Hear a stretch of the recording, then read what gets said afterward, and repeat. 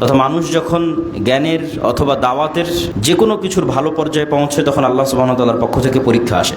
তো এই বাচ্চা এমন এক পর্যায়ে পৌঁছে গেল যে ইবরিউল, সে মুস্তাজাবুদ দাওয়া হয়ে গেল, দোয়া করলে কবুল হয়ে যায় সাথে সাথে। তো কোনো ব্যক্তি যখন অন্ধ অবস্থায় আসে, দোয়া করে ফু দিয়ে দিলে অন্ধত্ব ভালো হয়ে যায়। অসুস্থতা নিয়ে আসে, দোয়া করে দিলে অসুস্থতা ভালো হয়ে যায়। এই খবর একদিন জালিসুন লিল মালিক, বাদশার এক মন্ত্রীর নিকটে পৌঁছে গেল। বাদশার মন্ত্রী অন্ধ ছিল। তো বাদশার সেই মন্ত্রী অনেক হাদিয়া তোহফা সহ এই বালকের নিকট উপস্থিত হয়ে বলছে, মন্ত্রী বলছে, আমি শুনেছি তুমি অনেক মানুষকে আরোগ্য দান করো, তো আমার এই অন্ধত্ব একটু ভালো করে দাও।